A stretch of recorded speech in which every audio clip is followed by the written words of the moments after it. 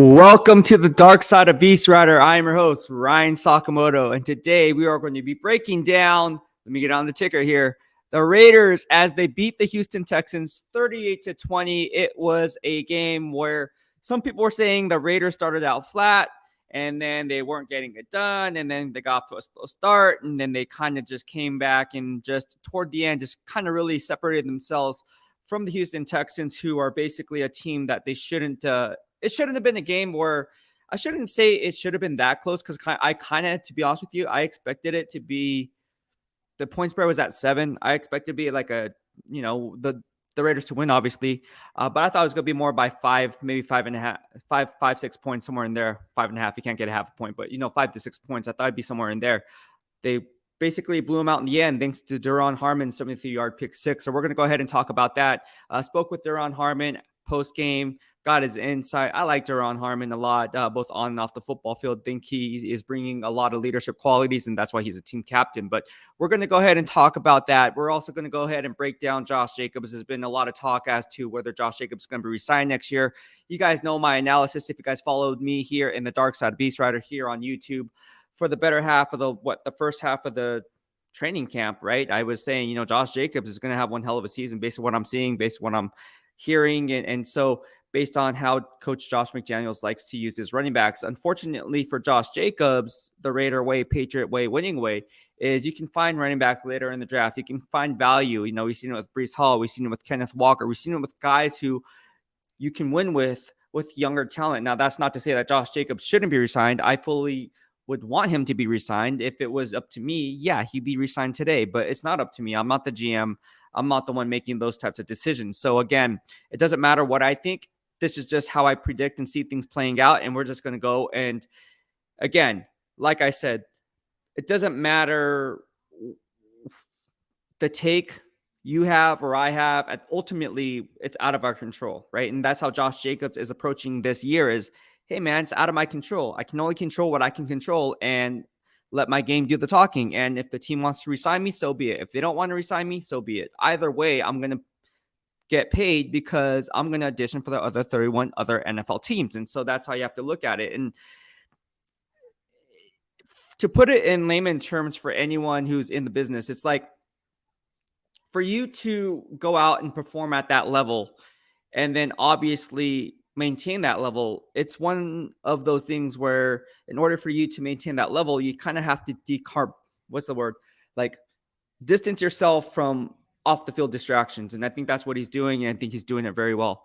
All right. So we're going to go ahead and get started. There's a lot of comments rolling through here on social. So we're going to get to some of those comments. There was a comment as to if I'm going to roll out my Dark Side of BEASTwriter t-shirt swag. You guys know how we do it here in the DOB, and we are doing that. And we are accepting pre-orders. So Gold Digger 1849 asked, are you guys going to be rolling out your Dark Side of BEASTwriter t-shirts? And if you guys follow me in the BWF, the BEASTwriter family, you guys know I'm all about quality, made and designed everything in the US by yours truly. And also, well, I don't make the t-shirts, obviously, but they're designed here in the United States. And obviously, I go to the small mom and pop shops because being a small business owner myself, I know the grind. And so that's why I kind of like working with the small mom and pop and shops. Does that make sense? No, not really. Small mom and pop shops here in lovely Las Vegas. So yes, we are taking pre-orders. We're going to be launching those out and you're going to love them. And people want to know, hey, look, like I want to know where you get some Bay Area rooted swag. If you guys don't know, Bay Area rooted, I'm from the Bay. This is another one of my companies that I run, Bay Area rooted. And yeah, if you guys like Bay Area swag, I got that too. I got it covered. And if you want personal training, online coaching, I got that too. I do it all here in the DOB. That's why the logo is football and fitness, because that's what we do here in the DOB. All right, so we're going to go ahead and get started. There's a lot of things we need to talk about. Like I said, Josh Jacobs, is he going to return? Is he not going to return? I mean, there's so many things going on. It's just one of those things where we really don't know what the heck's going on, man. I want to know what's going on. And I'm covering the team. I'm like, man, what is going on? We were literally talking about this in the media workroom as to what's going to happen with Josh Jacobs. Now, for me, if I'm keeping it 100 with you guys, like I said, I'm a huge Roll Tide Roll fan. Don't get it twisted. I'm a huge Roll Tide Roll fan. There's a huge backstory on that. I tweeted that out because people were like, how come you're such a huge Roll Tide Roll fan? And I've been one since the age of 6 years old. Oh, no, excuse me, 7 years old. And there's a huge backstory on that as to why I'm a huge Roll Tide Roll fan. A big part of that was because Alabama was always on TV. And during that time frame, my uncle had ALS. And so when he was dealing with ALS, we were always at the house. So there's two things we were always watching. I remember this as a kid. It was Karate Kid, or if you're talking about live TV, it was watching Alabama games. They were just always on. And so that's how I became a huge fan of Alabama. And then when I started covering the Niners and the NFL media, it just so happens that Roll Tide Roll players would just gravitate toward, we would gravitate toward each other, become friends off the field. And then that's kind of how it took off. So, you know, ever since I was 7 years old till now, go Tide. But I still got love for obviously the Auburn War Eagle. For watching College Boy. All right, so let's go ahead and keep it 100. So let's just talk about some of these things. Thank you so much, Oakland fan. I appreciate that you like the content. I appreciate it. It means a lot. You know, it's funny. Yesterday at the Houston Texans game, I was on the field during the pregame warm-up and really trying to get that footage that you guys all come to love with the San Francisco 49ers when I cover the team. And I like getting stuff that maybe some things get overlooked at times. And so I saw Nate Hobbs, right? And I was like, man, Nate Hobbs is a guy who's not playing. But in order to build and truly see someone's character, it's what they do in the dark, not what they do in the light. And so like what I like to do is I like to get that kind of insider analysis, right? Provide that kind of insider feedback. And so I was like, oh man, just so happens that Nate Hobbs, you know, broken hand, right? On the field, giving props to his teammates. Like, look, man, good luck today. Have a good game. You know, he was walking around to his teammates doing that's leadership, man. Like, he didn't have to do that. He could have stayed at home. He didn't have to be there at the game. He could have just say, hey, I'm not coming. I don't need to come to the game. Why? I'm not playing anyways. So what difference does it make? No, he was there supporting his teammates and then also signing autographs for all of you Raider Nation. So I wanted to capture both of those moments because I think a little goes a long way. And for him to take time out of his schedule, because he didn't have to do that, to spend time with all of you guys, and including the owner, obviously, Mr. Davis, was doing the same exact thing. So I think that's really cool. I think that's really cool when you have an organization that does that, right? And so I think we can all kind of relate to that. You know, it doesn't have to be regarding football. It could be within your own company. Like if your boss took time out of his busy schedule, even though he's off the clock, and say, hey, you know, like, and just whatever the case may be. I don't know. Think of a case-by-case basis. But I think that's really cool. I think that shows that they actually care about you as a person as opposed to you as a commodity, right? So I think that's really dope. I think those things go unnoticed a lot of times. And for them to go ahead and do that, I think that's really a cool thing. And that starts from the top down. So kudos to the Las Vegas Raiders for always giving back to the fan base, as far as I can tell. So far, obviously, this is my first year, but no, it's all about good vibes only here in Las Vegas. And some of you Niner fans are saying, oh man, like, what are you going to come back to the Niners? Like, oh, you need to come back to the Niners. No, you're a true Niner fan. I was like, man, like, honestly, I moved to Vegas for a reason. I love my Niner faithful. I love the Forever faithful. Love you guys. Love you guys. Love you guys. But I'm in Vegas now, man. So let's put it this way. January 1, Niners play the Vegas Raiders here in lovely Las Vegas. So I'm going to be covering them. But I do run grades on all 32 NFL teams. You guys know how we do it. Obviously, guys, you want some insight on Christian McCaffrey. I can't tell you how much feedback, positive. I even got some negative feedback, which is really interesting because I thought you guys would all be on the Christian McCaffrey train and say, oh, look. But then there's some of you guys are like, nah, man, we gave up too much draft capital, a second, third, fourth, fifth. Might as well give up the whole freaking farm. Might as well sell Levi Stadium. I'm joking, not joking, because some of you guys were really upset about that. But then majority of you guys are like on board with Christian McCaffrey. Christian McCaffrey is a beast. He's the highest paid running back in the NFL right now. And I know he has a low cap base for this upcoming season because he restructured it. But let's be honest about that. How are you going to resign Nick Bosa? Let's look at it. Top dollar money. All right. You guys, it's probably just talk. Let's just talk football for a second. Let's keep it 100. Look, you have George Kittle, top dollar money. You have Christian McCaffrey now, top dollar money. You have the wide back, Deebo Samuel, getting paid well, right? All deservedly so, by the way. I'm not hating. I'm not saying they shouldn't pay these guys. They absolutely should. Trent Williams reset the market all time for offensive linemen, right? Remember when I did this live stream up at 3 a.m. in the morning or 3 or 4 a.m. literally did this early in the morning, prepped for it, went live. You guys were like, dude, you're bloodshot, red shot. Don't matter. I do it all for you guys. Talked about Trent Williams, Fred Warner, right? Now, what are you going to do with Nick Bosa? I mean, is there enough money to go around? Let's be honest. Now you're going to go, if you're GM John Lynch, you're going to have to restructure some of that in the form of a signing bonus, right? You need to convert that roster bonus into a conversion of a signing bonus spread over the lifelong of the contract so you can kind of manipulate the cap how you see fit. We're going to talk about salary cap manipulation and how it affects GMs because y'all know it does. And when you look at the company snapshot, you have to look at it at the end of the year. Hey, look.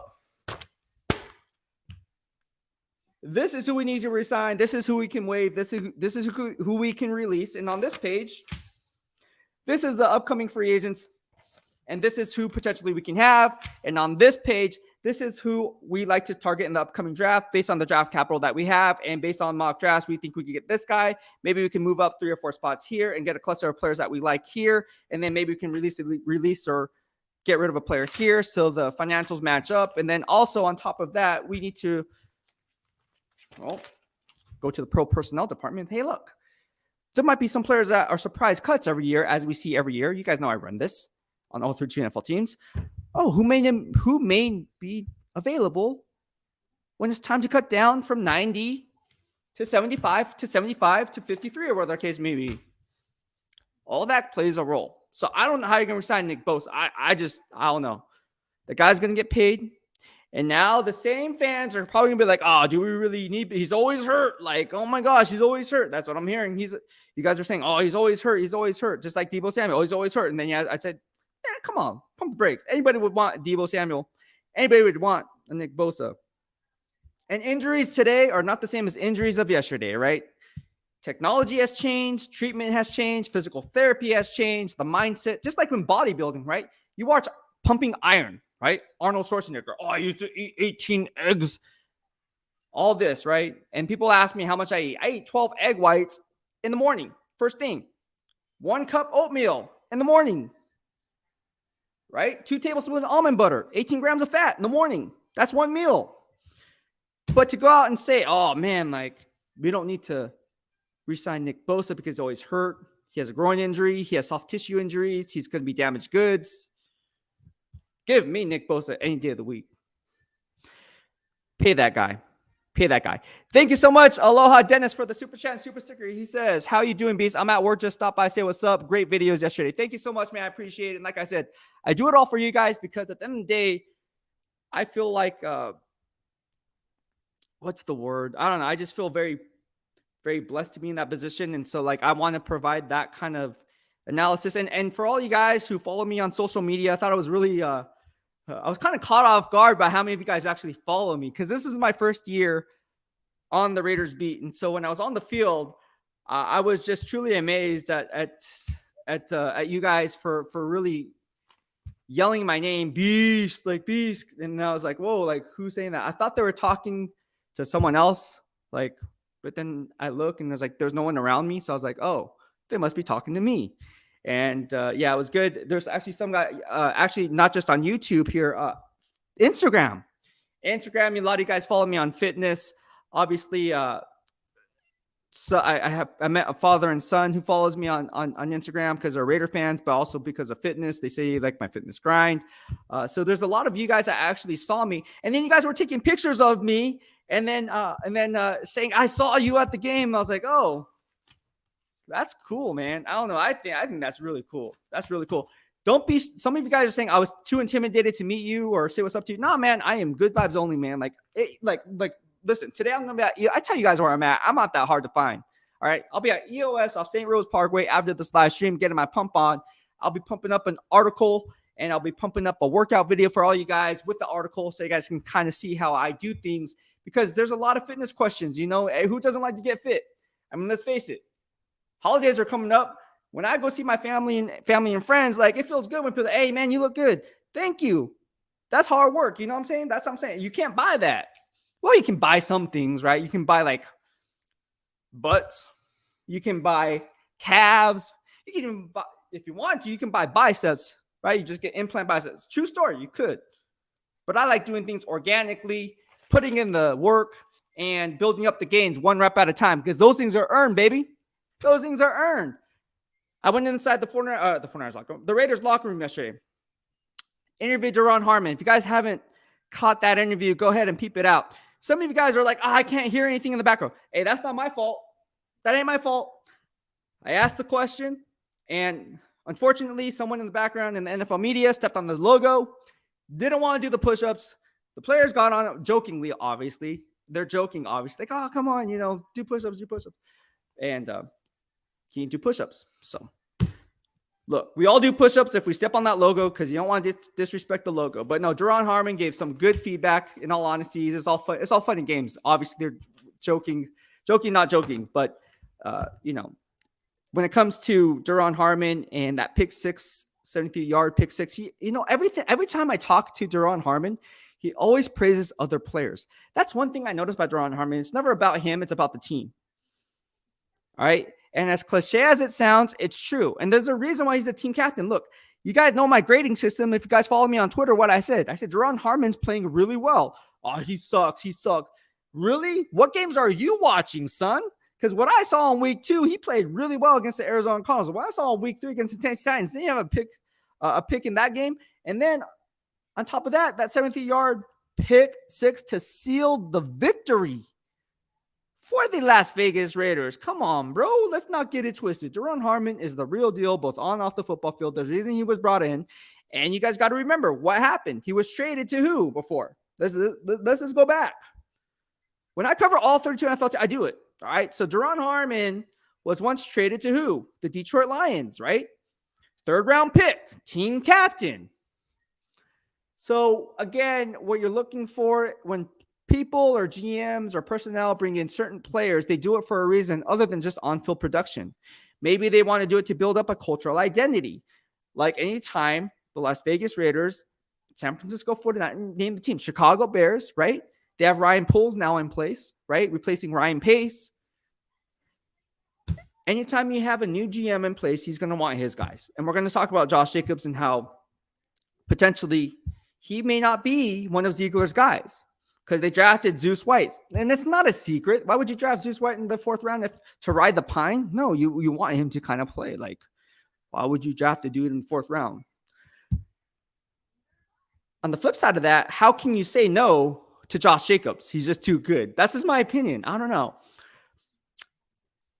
I think Josh Jacobs should be resigned. But thank you so much, Aloha Dennis, for the Super Chat and Super Sticker. I really appreciate it. And for anyone who sends me Super Chat and Super Stickers, just FYI, it all gets funneled back into the dark side of BEASTwriter. So what I like to do is use that money.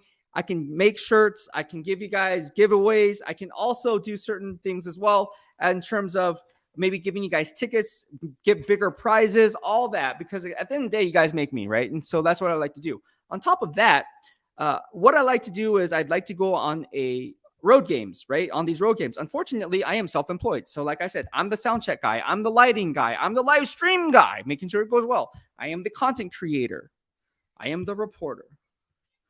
I am all that in one. So in order to do all that and also get my fitness gains and post those videos that you guys all come to love on Instagram and YouTube, I need to be able to be a one-man show. And how do you do that? Well, you multitask, right? You multitask and you do your best to multitask. Unfortunately, there's never enough hours in a day to do all those things, but I wouldn't want it any other way. I like grinding it out. I like earning everything I get. Just like everything is earned, nothing is given, right? I learned that, and that was instilled in me from my parents to work hard and earn every inch you get. You earn that inch, right? Nothing is given. Parents never gave me anything. In terms of I had to earn it, right? They spoiled me from time. I'm not going to say I'm not spoiled. My parents did spoil me. And they did their best. Didn't have much money growing up, but, you you learn to appreciate the little things in life. But getting back to it, yeah, someone was asking me how you can donate. You can send me a super chat or super sticker like Dennis has been doing over the course of time. Thank you so much, Dennis. I appreciate it, bro. Like, it means a lot. It really does. And if you guys don't or can't send a super chat because times are tough, I understand. Just give this video a thumbs up. You guys are watching it, 32 of you guys right now. So just give it a thumbs up, like, and comment on the video. I like responding to every single comment that I get because, again, when I was growing up, as a Niner fan, I'm not going to get it twisted. I'm like, oh, I was not a Niner. I was a diehard Niner. I was a huge Niner fan. Okay, let's not get it twisted. And so when I was a huge Niner fan growing up, there was certain beat writers that I followed, and I was like, man, that'd be really cool if they would just engage with me. How cool is that, right? Just like Nate Hobbs engaging with the fan base. Like, if you have the platform, use that platform, not to get on your high horse and see how cool you are. Oh, yeah, I'm cool, man. Like, oh, yeah, look at me, blah, blah, blah. Like, nah, dude. Like, who made you who you are? Like, how did you get to where you are? It takes a village to get to this point. Like, it's not like a one-man show in terms of like, yeah, I say it's a one-man show because I do everything like on a day-to-day basis. But like, in order for me to get to this point and then also into the future and being able to do my job, it takes everybody. Like, there's a lot of people involved in this, man. So anybody who says it's easy, it's not. Oh, I can do it. Then do it. Oh, I don't have time to do it. Then you can't do it. Just like when people say, oh, I can bodybuild, but I can't do the diet part. Then you can't bodybuild because you can't do it. You're not disciplined enough, bro. Like, you don't have the determination, discipline, or dedication to do what others won't. Like me, right? I do what others won't. You can't have a social life. I'm sorry. If you bodybuild, you have zero social life. And people who tell you otherwise, work-life balance. There's no such thing as work-life balance. If you want to be at the top of your game, there's no such thing as work-life balance. Anybody who's at the top of their game will tell you there's no such thing as work-life balance. Why? Because in order to be at the top and be competitive and have that drive, you're going to have in you to be competitive enough to say, you know what? I can be even better. Once you see a hill and you climb that hill, you start off at the bottom with 20 people. You get midway, you only have 10 people behind you. You get 3/4 of the way, you only have 5 people behind you. You get to the top, you're the only one standing on that freaking mountain. So once you attain that mountain, now you're looking to yourself, man, I can do this mountain. I'm going to do another mountain. I don't know about you guys, but that's my mindset. That's how I like to think. Iron sharpens iron, baby. Like, bring it on. That's all I got to say about that. Tupac 100 says, that's what's up, bro. Great win. Who you like to pick up? And again, a lot of you guys are sending me DMs on if the Raiders are going to go after somebody. And like, man, I don't know. I really don't know who they're going to go after. I'm not going to say one way or the other because I do think they really like the players that they have. I know that sounds kind of crazy because they're 2-4, but I do think they like the players that they have. Look, there's a lot of different moving parts. They bring in Blake Martinez. They already have Divine Diablo. Jayon Brown was out. But then you have Denzel Perryman. So, okay, at the linebacker position, especially on the inside and especially in that 4-2-5 nickel defense, who exactly are you going to swap out? All right.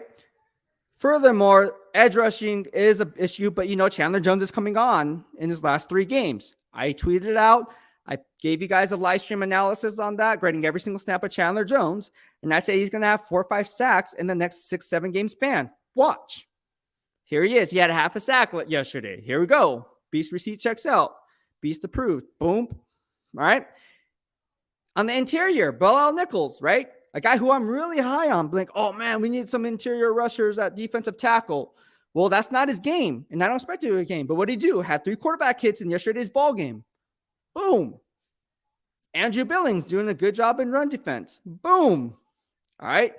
So exactly, if you're going to take out a player and play a game of snap count, if we're talking about football, not pitch count because we're not talking about baseball, who exactly would you swap out? And again, it comes down to scheme, comes down to personnel, comes out to a lot of different things. Look, are they going to make a move and go trade for a player like Christian McCaffrey, who was basically on the market, and there was a 2-way race between the Rams and the 49ers, and maybe the 49ers, C-blocked the Rams from getting that player? I mean, this obviously that could play a role, right? Like, well, kind of like in fantasy football, right? Like if you're going up against a guy and they need a running back, and you're like, no, I'm gonna get Gus Edwards, but you don't need a running back. I'm because this guy needs it, and I'm just gonna be a D and get this guy so he can't use him.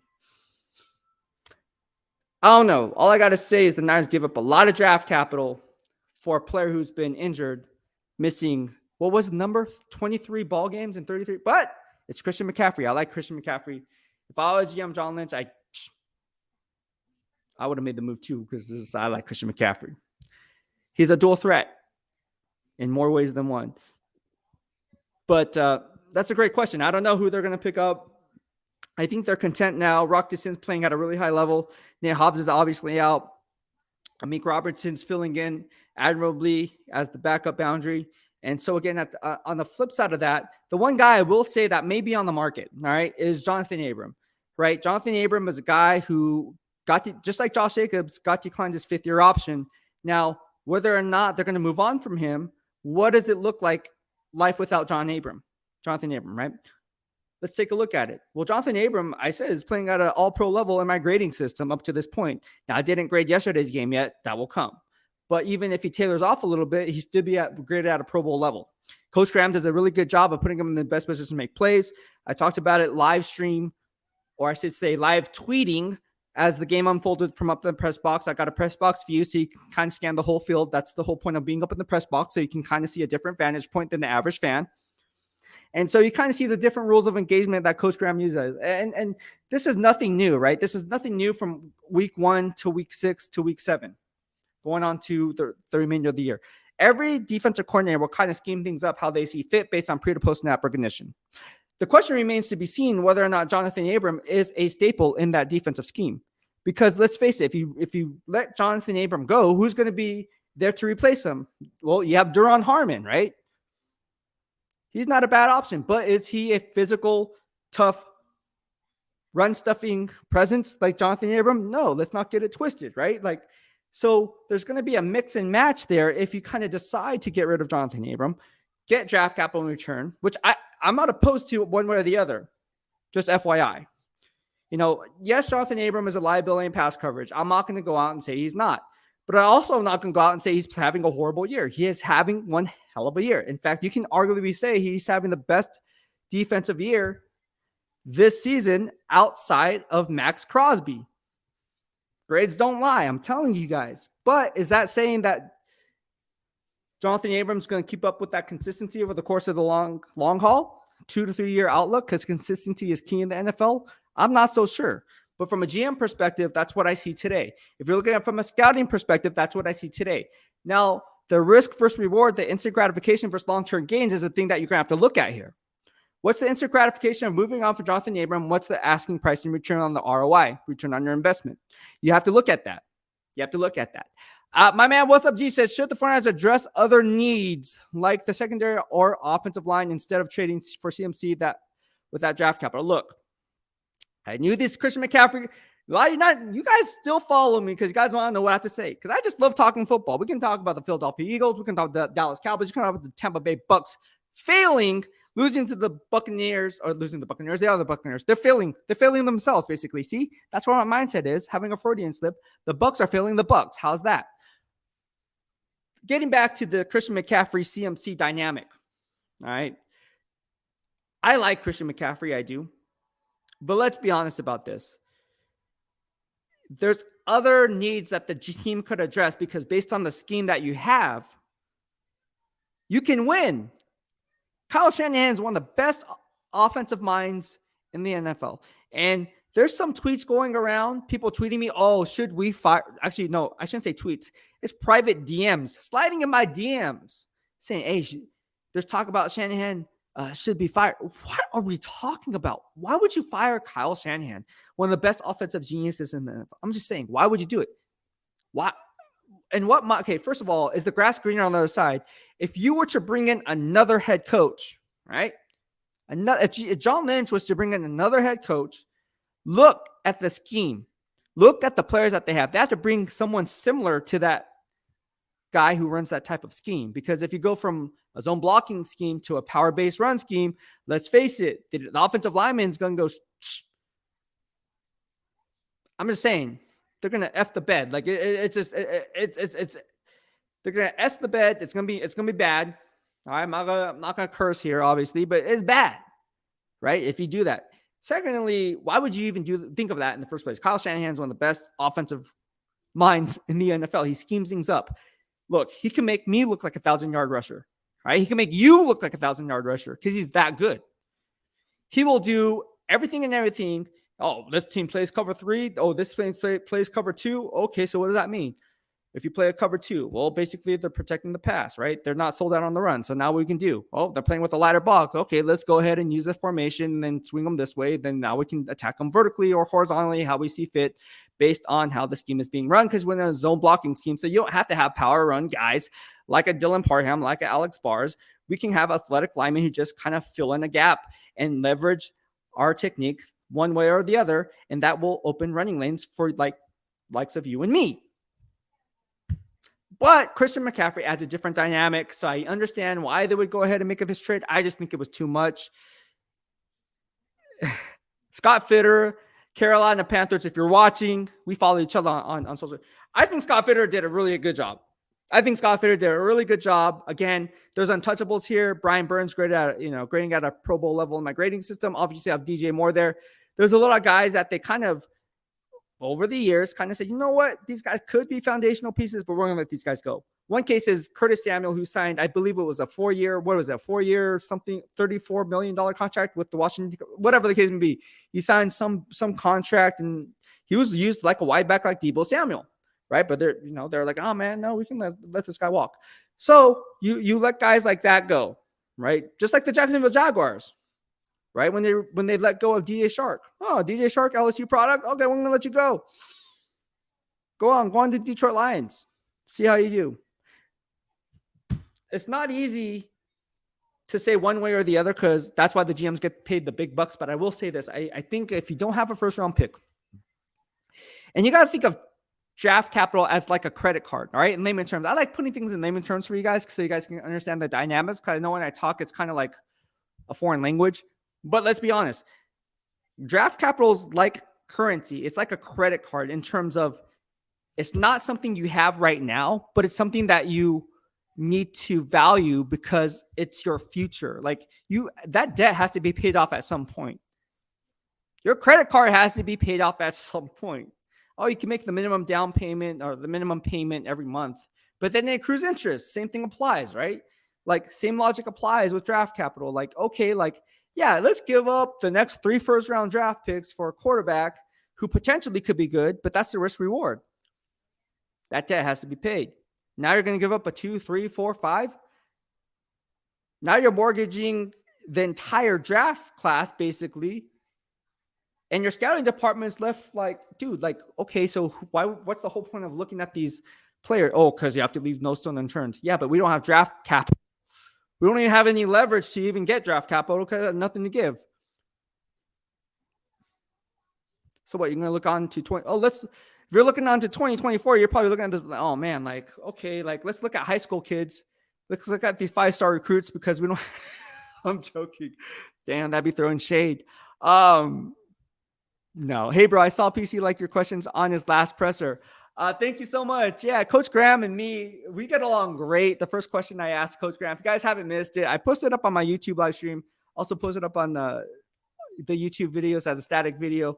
I like after I ask a question to go ahead and post it up for all you guys so you guys kind of know what questions I ask. So when I hop on a live stream, you guys can rein in with your questions and any concerns you guys might have moving forward for the next player coach interviews. And so that way, you guys can kind of get the engagement going, if you will. And that's how I like to do it. Because again, the way I like to do things is it's all for you guys, right? It's all for you guys. So whatever you guys want, you guys tell me. I'll go ahead and do the research, game plan, questions out that I'm going to ask the coaching staff. Like tomorrow, we get Coach Graham, and we get all the coaches tomorrow. But yeah, it's funny. Today's press conference, I'm wearing a beanie. This is exactly what I wore in today's press conference. At Raiders HQ, that's where I go Monday through Friday. And so sitting there, and the first thing Coach McDaniel says is like, oh, it's that type of weather today or something like that. And I was like, he's like, oh, it's like fall for me right now. He's like, I was like, man, I'm cold. I told him I was cold, man, because I'm from the Bay, man. It gets cold here. So yeah, no, it was fun. But no, yeah, I try to ask questions that I think the coaches would like, but then also at the same time getting a broader knowledge of what to expect moving forward and how that's going to transition into the following week. And so that's what I do. I watch the film and then I formulate my analysis and I ask questions like, okay, what's a good question to ask coach? Because this is what I'm seeing, or this is what I see on jumps out on me, or whatever the case may be. And so that's what I like to do. And then also on the same time, I try to ask questions that maybe no one would, or not too many people would think of. And so like I try to think outside the box a little bit. I'm not saying people don't, obviously they do. So at times it's really difficult to come at that direction, because again, it's not just, oh, like Josh Jacobs had a good game, 140 rushing yards. What are your thoughts on Josh Jacobs? Well, as a coach, I'm going to be that simple. That's a softball question. I'll be like, oh yeah, Josh Jacobs had a great game. He does everything we ask of him, blah, blah, blah. Right. And it's like, okay, well, dang, man, I really wanted more insight on that. So maybe I'd follow up on that. But okay, well, you said Josh Jacobs is good at this. What makes him good at that? Right. And then we go, well, maybe he, in practice, he does this well. And, he really takes up coaching well. And when we go through our walkthroughs, he's really paying attention to details, things like that. That's the stuff that I like. I like getting that kind of insight as to, what makes this player tick, right? Like what makes Josh Jacobs tick? What makes Cleve Farrell tick? What makes these guys tick? Because again, from a coaching perspective, you can't coach every player the same. You just can't. If you're a horrible coach, you're a horrible coach if you coach every single player the same way and thinking you're going to get the same returns. You're not. Different people are motivated by different factors. So you got to find that it factor. And that's not an easy thing to do, especially at the professional level, which I've never done before. I've only coached high school and middle school, but let's be honest about that. It's really difficult. And now college players get paid, so it's going to be harder. Like, man, I have to listen to you. I got paid, man. It's tough. I don't know how Coach McDaniels, everyone does it, but they do a really good job at that. Yeah. But no, yeah, I love Coach Graham. Coach Graham says I ask good questions. I always come boom, boom, boom. And in his terms, and I like your questions because they're boom, boom, boom, straight to the point. I try to ask it straight to the point. And for those who don't know, I am dyslexic. So like, that's why when I formulate my analysis, it's kind of like backwards sometimes. And so it's kind of my head's kind of wired weird, if you will. But no, it's good. I like it. I like asking questions. I like Coach Graham. I think he's a great coach. I know some of you guys, oh, Coach Graham's defense so complicated. It's like, man, like, how is that a bad thing? If it's complicated for their own players, that means it's even more complicated for the quarterback to read the cover shells. That's why you see Coach Spags, right? Coach Spags in Kansas City, he runs a lot of cover one. Talked about the Coach McDaniels.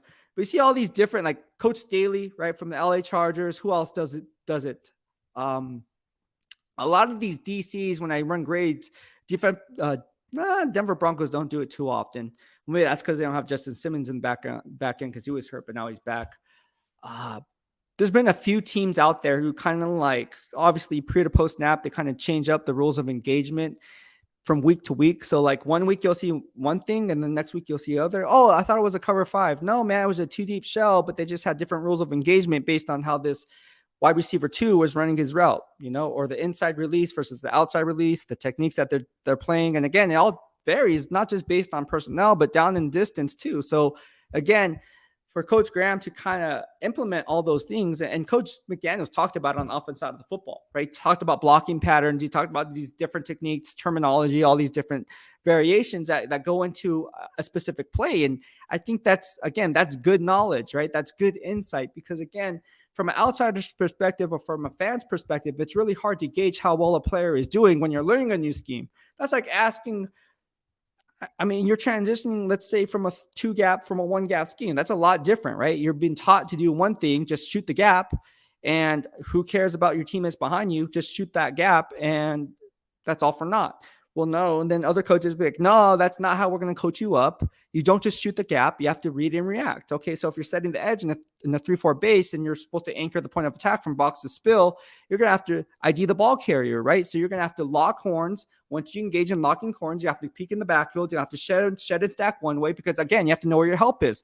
And how do you know where your help is? Well, you kind of have to build rapport with that second level backer and saying, hey, look, if it's this formation, I'm gonna stack and shed this way, and that way you can box it back inside, or you can kind of shoot that gap or shoot that B gap or whatever the case may be, or vice versa. Okay, if it's a run outside zone run or facing a zone blocking scheme, what I'm going to do is I'm going to just take away the inside release, and I'm going to just try to beat and try to what's the move called? Aaron Donald does it. Well, slipping the block. Okay, there's different techniques on that, but you can kind of slip the block because they're going one direction, you're using that momentum against them to try to peek into the backfield. And if you miss on that block, well, you already maintained gap integrity because you maintained that gap control, and that second level backer has the speed to go ahead and make the tackle outside, because more times than not, that running back is trying to shed that block and making that that tackler miss. And so when you do that, that's buying you time in the backfield, and hopefully you get a TFL. Different things. All right. But yeah, this is one thing that we want to talk about. But no, we're going to talk about the Houston Texans. Look, this is some numbers that I have here, Kevin. This is all for Kevin Lurker. He's like, I thought we were talking about the game. We can talk about the game. My guy Kevin is a good guy here. He always comments. So Kevin, this is what we have here. First half summary, and I tweeted this out. Did you know that Davante Adams was targeted 3 times on the opening drive and picked up 41 receiving yards and wasn't targeted on the next, 2-3 drives or whatever it was? It was a long time. But then he ended up with a nice stat line, right? So Davante Adams did a really good job of getting open. He had 8 catches for 95 receiving yards, if I'm not mistaken, had 11.9 yards per pop, or per catch, I should say, and really did a nice job. He didn't really stretch the field vertically, but he did kind of do his job in moving the chains, and it's Davante Adams. I thought the Houston Texans did a really nice job in covering him up, which opened opportunities for other players. Hunter Renfrow was only targeted 3 times, but he did make 3 of those completions, or I should say catches, and he racked up 55 receiving yards. So he did a really good job. You all remember that 27-yard catch that had Allegiant Stadium go wild. I mean, they were screaming. That was the longest pass play for the Las Vegas Raiders, was that 27-yarder from Carr to Hunter Renfrow.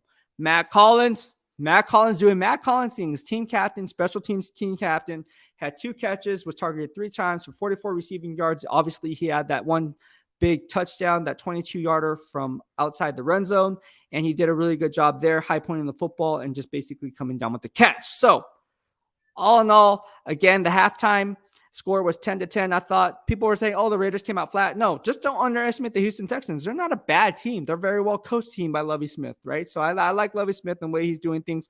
Obviously, it's kind of kind of like a mix and match, right? If you will, like a mirror image of each other, because obviously GM Nick Caserio comes from the Bill Belichick tree, coming from New England Patriots. GM Dave Ziegler coming from Bill Belichick tree with the New England Patriots. So you can kind of see how their games kind of mirror each other. Obviously, they went up against Damian Pierce. They held him under 100 yards, right? So anytime you hunt, you even though he's a rookie, you hold a guy under 100 yards. He had 20 carries for 92 rushing yards, if I'm not mistaken. Let me go back and check that number. How do I remember this? I don't know. But I think he had 20 carries for 92 rushing yards. He did. Yeah, he did. Just want to double check on that. So he did. All right, 4.6 yards per pop, it says here, and he did a really good job. So all in all, I like how the Raiders did a really good job on both ends. They finished the game. Coach McDaniels talked about it today, and they did a really nice job. Now let's go ahead and move on. The game is over. Let's go ahead and talk about Josh Jacobs. We went ahead and talked about him a little bit early on to start this live stream. Let's just talk about the numbers. Josh Jacobs has 633 rushing yards this year. 633 rushing yards this year, which ranks 3rd in the NFL. All right, 3rd in the NFL. He has 6 rushing touchdowns, which ranks tied for 2nd in the NFL. All right. Numbers don't lie, guys. I always say the numbers do not lie. He has 105, he averages 105.5 rushing yards, which is good for number 2 in the NFL. You know who's number 1? That is Nick Chubb of the Cleveland Browns, who averages 105.7. So only a 0.2 of 1 point differential, or yeah, right, differential, right? So 105.5 versus 105.7. I sound like a radio station. 105.7. It's a 0.2 differential. So pick your poison, man. I mean, he's up there. The best of the best. 36 first downs. This is a telling story. 36 first downs, which paces the team, or paces the league. He definitely paces the team. Paces the league. All right. So he leads the league in first downs, 36. He has 774 scrimmage yards altogether, which is just 226 scrimmage yards from reaching 1,000 through the first 6 games. Let me repeat that. He has 774 scrimmage yards, needing only 226 to reach 1,000. He's on pace to have 2,193 scrimmage yards. That's going back to the days. I don't know how many yards Charlie Garner had during that Super Bowl run with Jerry Rice and everything, but Charlie Garner can put up some numbers, right? And Charlie Garner was on, I think he was on pace to have 1,000 yards receiving, 1,000 yards as a, oh man, he is the real deal. Look, Josh Jacobs going to have 2,193 scrimmage yards, or on pace to have that, and arguably have like 17, 18 touchdowns. This is something that I predicted. I'll take that back. I didn't predict that Josh Jacobs would be on pace for 2,000 plus rushing. I said 16 to 1,800 scrimmage yards, as I said. And I said he was going to have anywhere from 12 to 15 rushing total touchdowns, 12 to 15 total touchdowns, and 16 to 1,800 yard back. That's what I said. I did say it, but not 2,000. When you hit 2,000, you're thinking Marshall Faulk numbers. That's crazy. All right, so now that we got that out of the way, let's go ahead and talk about what people are talking about now. Are they going to get the franchise tag, or is he going to get the transition tag? Actually, no one's talking about the transition tag, only here in the DOB. People are only talking about the franchise tag. Well, let's go ahead and break down the difference. The franchise tag is where a team pays top 5 salaries, right, to the top 5 players at their position, or who they think is top 5 at their position, and that's non-negotiable. It's a set price. That's what it is. Kind of like the 5th-year club option. Same thing, right? Which they declined on Josh Jacobs, being a 2019 first-round pick, drafted number 24 overall. What people don't understand is there's also a thing called the transition tag. Now, a transition tag is different from a franchise tag in that instead of paying top 5 money, you're paying top 10 money. All right? So now, not only are you paying top 10 money, but there is some risk there, right? As opposed to franchising tagging. As franchise tagging, I mean, he's going to get what he gets. Transition tag, you're still going to get what you're going to get, but there is some risk involved. And here's the risk. If you were transition tag or slap the transition tag on a guy like Josh Jacobs, all right, not only are you risking the fact of losing him, because again, it's different from the franchise tag because there's no compensation involved. If he goes and signs on to another team, there's no compensation involved. But not so fast, my friend Lee Corso voice. Here's why. If you were to give Josh Jacobs the transition tag, you do have the first right of refusal, meaning you have kind of the leverage, the ball's in your court, because let's say, like when I covered the San Francisco 49ers, all right, the Niners slapped the transition tag, if I'm not mistaken, on a guy by the name of Andy Lee, all right? Andy Lee, who's now with the Arizona Cardinals, all right? They slapped the transition tag on Andy Lee. The Pittsburgh Steelers went ahead and signed Andy Lee, and the Niners matched that offer. And if you guys remember, during that time frame, Andy Lee was an all-pro punter, kind of like A.J. Cole. So, would it be better served to go ahead and give Josh Jacobs the transition tag? You're not giving him top 5 money. You're not giving him Christian McCaffrey money. You're not giving him Nick Chubb money. You're not giving him any of that. You're not giving him that type of bread, right? You're not giving him Ezekiel Elliott money, Alvin Kamara money. You're not giving him that. But what you are saying is, hey, look, we think you're a top 10 running back, and if there's any team that wants to go out and get your services, although we'll get nothing in return, at least we have the opportunity with the balls in our court to match that offer. I think that'd be better well served. But at the end of the day, are they even willing, as when I say they, is that GM Dave Ziegler's MO? Because again, why go that route when you could just easily give him the 5th-year club option? All right. So what's the ramifications? What's the parameters of a franchise tag a guy or franchising tag guy as opposed to giving him a transition tag, right? We have to go ahead and look at that. Well, when you look at franchise tagging a guy like Josh Jacobs, you're looking at anywhere from like $9.5 million, right? That's what he would get, arguably, right? So let's say $9.5, $10 million, okay, for the year 2023. If you were to franchise tag him and whatever. If you were transition tag, it only costs I shouldn't say only because it's still expensive, but $8 million, right? $8 million to give a guy a transition tag. Now that money can be a little inflated. So let's leave a buffer and say 9 million, 8 to 9 million. All right. So it's 8 to 9 million to give a guy a transition tag. All right. So if you were to do that, 8 to 9 million price range, now what are you looking at? Not, again, it's not Alvin Kamara, it's not Christian McCaffrey, it's not Dalvin Cook money, but you're looking at Saquon Barkley money. You're looking at James Conner money. It's a little bit better than James Conner. James Conner only gets $7 million. But you're looking at it's like Joe Mixon money. So Joe Mixon, there's a huge gap between Joe Mixon and Saquon Barkley. It goes from 12 to 7. And we all know Saquon Barkley obviously is on that rookie deal. So that's kind of skewed. So does that really count? Not really. So anyways, if you're looking at it, that's about what he's valued at, right? Because you're not going to give him Christian McCaffrey. There's no way the Raiders are going to give him that 16 million APY. There's no way. They're not even going to give him 15 million APY. So there's no way. 12.6 million APY.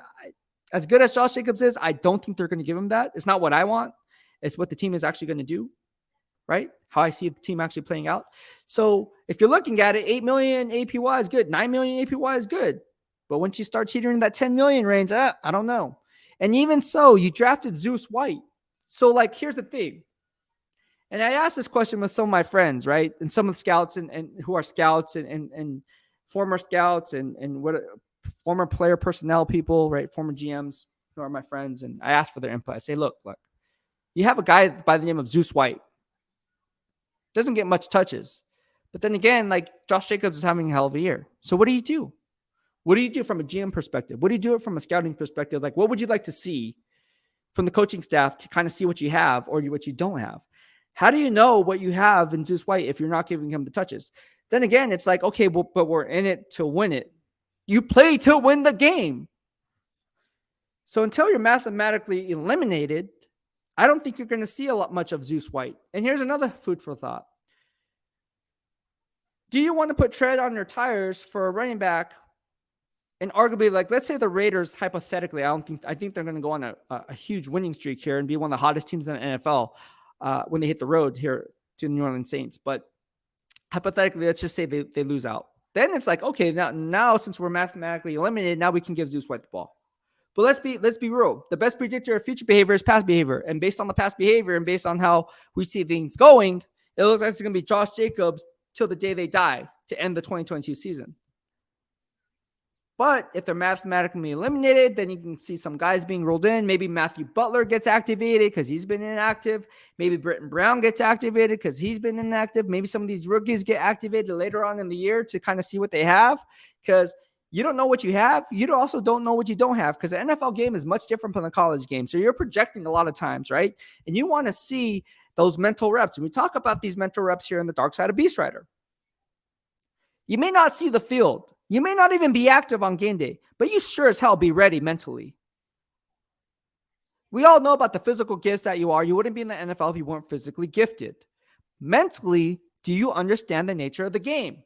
Do you understand the prep? Do you understand what it takes mentally in order to go out on footballs on games on Sunday to really get it done? These are things that you look for from a GM perspective. This is the Raider way. And to be quite honest, I love Zeus White. I think he's going to be a really good back. But let's take it for what it really is. All right, let's take it. 2,193 scrimmage yards is what Josh Jacobs is on pace to set. All right, you do the math. You take 70% of that production. That's 1,535 scrimmage yards from a guy, whoever that backup is, would be Zeus White or someone else. Do you realistically think in 2023 that Zeus White can give you 1,535 scrimmage yards in his first full season in the NFL?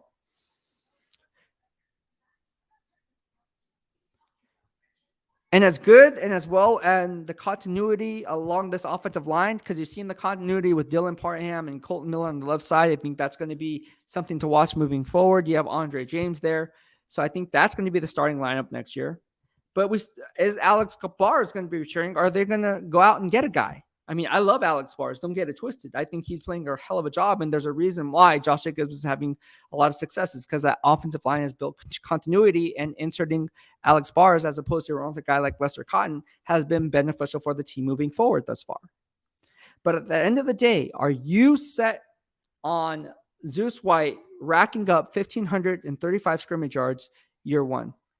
Or are you going to take a running back by committee approach? We've seen it in the past with the New England Patriots, and obviously the Patriot way or the Raider way or the winning way is running back by committee, right? You never know. It could be Rex Burkhead one week. It could be James White the next week. It could be Corey Dillon one week. Well, no, actually Corey Dillon was the workhorse. But it can also be Lawrence Maroney the next week. You never know what you're getting, man. And that could be a good thing too. I'm not saying it's a bad thing. I'm just saying let's take it for what it is. And I'm not so sure. As much as I love Zeus White, I think he's going to be a hell of a back. I think he's a Pro Bowl talented running back. I think he's going to make a lot of Pro Bowls. I do. I honestly do. I love Zeus White. I'm a huge fan of Zeus White, but I'm also a huge fan of Josh Jacobs. And so that dynamic is, why can't you keep both? Why can't you keep both? At $8 million, $9 million APY for Josh Jacobs, a guy who is a leader both on and off the football field, can kind of distance himself from the off-field distractions because he doesn't know where he's going to play next year. If it's in Las Vegas, he's auditioning for the other 31 other NFL teams. He's only in control what he can control. And fans are going to go crazy if Josh Jacobs rushes for 1,800 yards, 1,700 yards, scores 12, 13 touchdowns. Let's say it tapers off, because I don't know how hot and how long this streak's going to last. But let's say it tapers off a little bit. Let's say it does. Let's say he, instead of on pace to have 2193 scrimmage yards, he only has 1893 scrimmage yards. Okay, so what? So 400 yards off, that's still a hell of a season. And instead of racking up, he's on pace to have, 17 and a half touchdowns, give or take? 18 touchdowns, or whatever. I don't know what it is. 18 touchdowns, 17. Let's say 17. Let's go low. 17 touchdowns. Let's say he only scores 12 touchdowns because teams are stacking the box, forcing Derek Carr to beat them down the field, which is a bad move to make because you have Devontae Adams. Mac Hollins can stretch the field vertically between the 20s. Hunter Renfrow can get going and getting hot at any given time. We're all waiting for Hunter Renfrow to kind of explode and take that next step and have his big game of the 2022 season. But let's say that for some reason, Josh Jacobs scales down a little bit. That's still damn good. That's still pretty dang good. I don't know, man. Guillermo Quintanilla says, great catch while being smashed by Hollins for the touchdown. That was. Mr. Took Your Soul says, we still haven't allowed a 100-yard rusher. He also says, does this mean we no longer need a speedy wide receiver? Man, you have Mac Hollins is fast. You have Devontae Adams who can gain separation. You have Hunter Renfrow who can gain separation. Speedy wide receivers, to me, if I'm looking at it from a scouting perspective and evaluating game film, yes, speed kills in the NFL. I'm not going to say it doesn't, because it does. You can't coach speed. You can't be like, okay, you run a 4.36. Let's try to see if you can run a 4.31. Like, no. Or if you're a 4.6 guy, say you run a 4.62 40-yard dash. All right. But you want to be a 4.54 guy. Like, that's just not, that's not going to work. But at the end of the day, speed does kill in the NFL. But more importantly than that, I think route running kills in the NFL. I think if you're a smooth route runner, can come clean in and out of your breaks. Don't, like in the game of poker, don't get too high, don't get too low coming out of your breaks, keeping the defensive back guessing so he doesn't know when to break off his back pedal, right? Because he has to have a strong cadence in his back pedal in order to break on the football, depending on which kind of route concept you're running.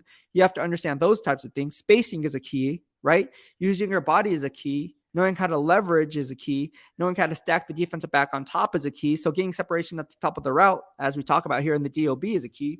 All these things play a factor. And so outside of speed alone, I think those other elements are just as, if not more important.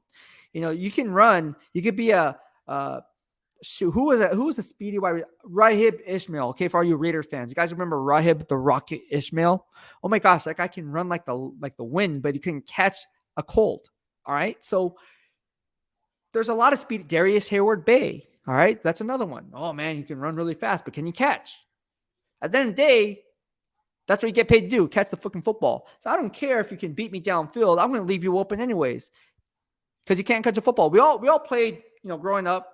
I hate to say it, but whatever. We all know who kind of, it's kind of mean, but you kind of leave someone open because they know they can't catch the ball. Like backyard football, like just leave them like whatever. It's like whatever. Just leave them out open in the flat. Let them, let them catch the ball because he can't catch, so it doesn't matter. So you're basically playing with a one-man advantage. It's unfair, but it's true. It's just like that's why defensive backs are defensive backs because they can't catch the football. Otherwise, they'd be a wide receiver. It's true.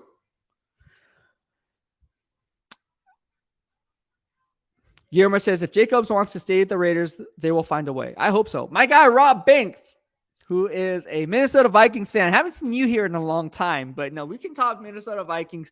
Your Vikings are doing Kevin O'Connell, San Diego State, baby. Happy that he's doing well. Again, I went to college with him. He's a funny guy. Had some classes with him, but yeah, it's funny. Looking back, and it's like, wow, they're doing really well. Minnesota Vikings, of all teams, man, Minnesota Vikings. Not the Tampa Bay Bucks.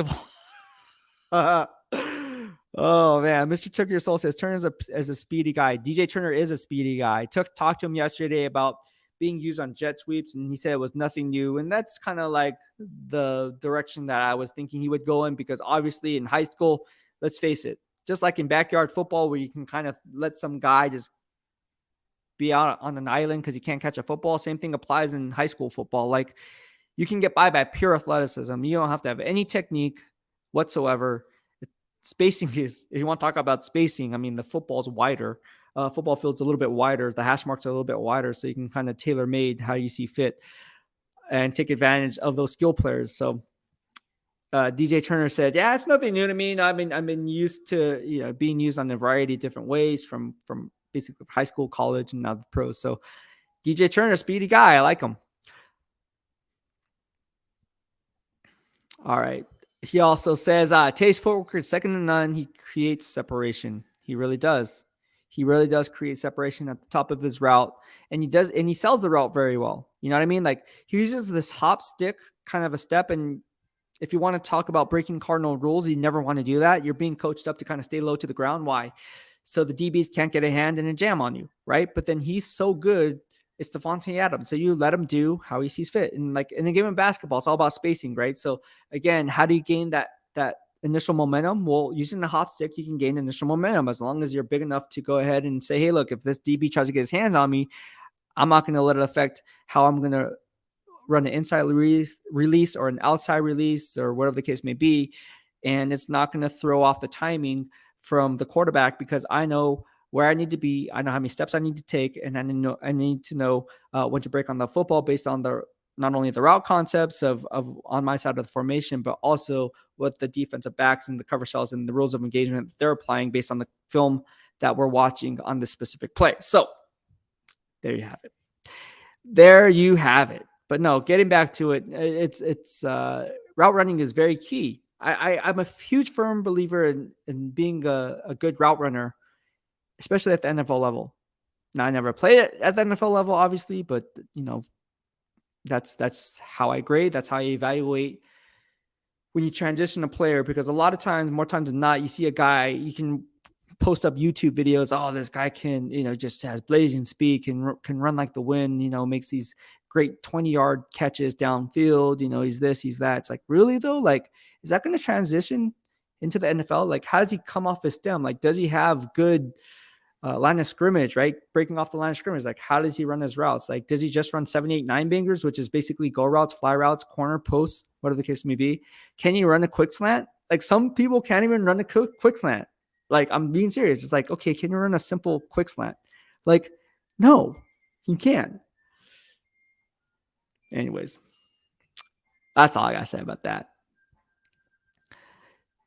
RJ Ordonez says, can we still resign him now, even though we declined his 5th-year option? Yes, the answer is yes, RJ. They can definitely resign him because he's an unrestricted free agent.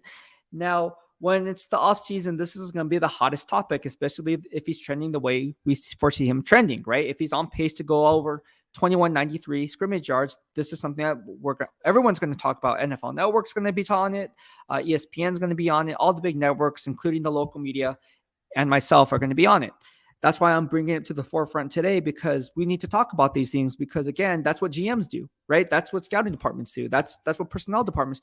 Look, on the back end, we only see the front end things, but on the back end, there's a lot of legwork that goes onto it on a day-to-day basis. They're not just sitting down, eating crackers, waiting for the week to come by and be like, oh, no, they're on the grind every single second of every single day, because not only do they have to know what's going on and keep up with the team's pulse on their own team, they have to know the dynamics of the other 31. On top of that, they have to know college, right? You have to know the college scouting process. You have to know which players are eventually going to come up. And then, you target those players based on your draft capital. Sorry, San Francisco 49ers, you don't have much. So I wish you did, but you don't. Gosh, they gave up a lot for Christian McCaffrey. Anyways, getting back to it, but Christian McCaffrey, one hell of a player. Just saying, Christian McCaffreys don't grow on trees.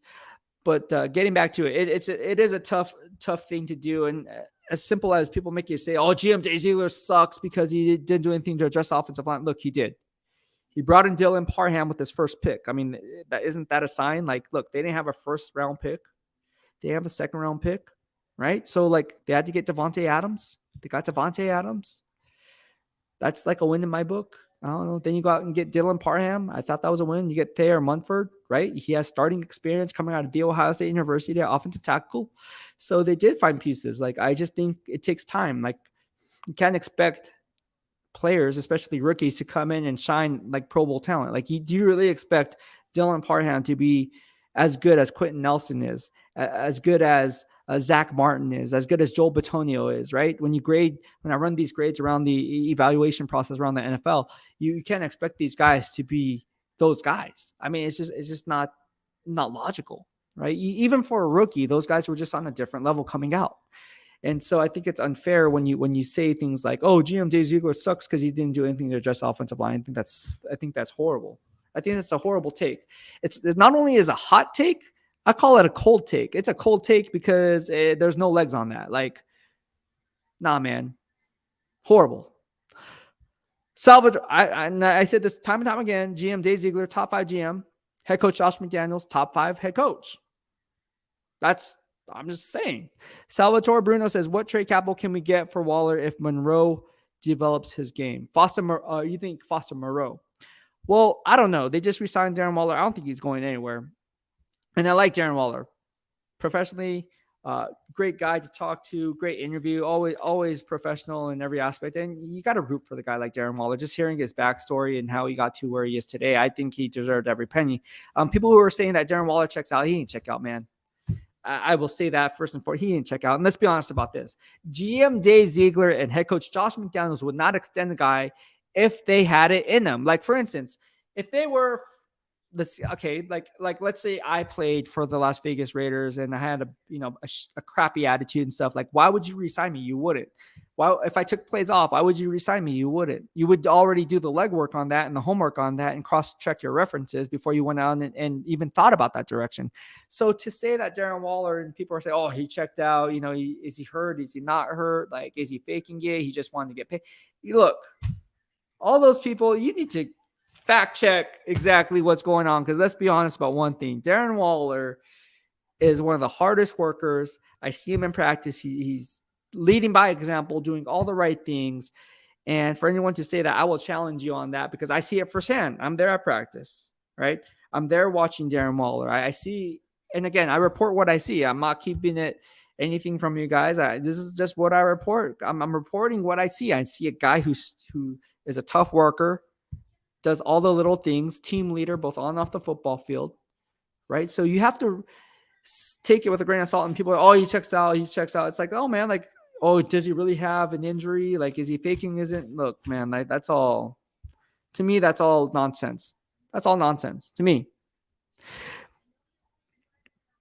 Mr. Took Your Soul says, Ziegler is doing a great job, and I love he's always around the guy. I do too. I love that. Now, some players, I will say this because I've worked with other GMs and other players who are my friends, and they would say stuff like, oh, no, we don't, I'm not going to go out and put any names out there, but I will say some players, big time players, some don't like that, but I'm not talking about the Raiders, obviously. But no, I for the majority, yes, I think it's beneficial, and the players do like it when the GM's around because it shows that he cares. If you're absent, and I wasn't covering the team back then, I'm not going to name the GM or the team, although it's not that hard to decipher. But when I was growing up as a fan, right, back in the early 90s, right, I was in elementary school. I was in middle school. Middle school? Yeah, I was in middle school. And became friends with some of these players on this team. And they were telling me, like, this guy their GM is never there. Never there. So they don't have respect for him because he's never there. Like, why do I have to work hard if he's not here? Literally. Serious. True story. Fast forward to today, things have changed so much that I think players enjoy when the GM's around. I think they enjoy because it shows that they care, it shows that they're passionate, it shows that they truly believe in what they're trying to accomplish. Anytime you try to foster a team's cultural identity, would it be the Raider way, would it be the 49er way, would it be the Cincinnati Bengals way, whatever the case may be, you kind of learn these different things, and actions speak louder than words ever will. And so I like it, and I think the players enjoy it when GM Jay Ziegler is around because it shows that they care about what they're trying to accomplish there. And that's all you can ask for. If a guy isn't passionate about his job or isn't passionate about his work and is never there and is kind of just absent-minded, like, that's unmotivating from a player's perspective. Thank you so much. Guillermo Quintanilla says, for the super sticker, man, I appreciate the love, man. And it really means a lot. So thank you so much. Like I said, man, I do this all for you guys. Guillermo, thank you so much. You've been nothing but showing but love here in the live stream. You guys are the ones that actually make this live stream go. So thank you so much, man. And again, all the super chats and all the super stickers I get from the live streams get funneled back into the DOB. So we're launching t-shirt, we're launching swags, we're launching giveaways. On top of that, the bigger prizes I can provide you guys, we do run giveaways on a weekly basis. So as a thank you for all of you guys, obviously, also, because I'm self-employed, I want to go on some of these road trips. This year, I think I'm just going to aim for one. And so hopefully, from all the money that we generate from the super chat and super stickers here on YouTube, that will be going into that kind of piggy bank, if you will. And hopefully I can provide the great content on the road that you see here at Raiders HQ, as well as Allegiant Stadium. So thank you so much for the love and support. This really will go toward that. And again, like I said, we run weekly giveaways regardless.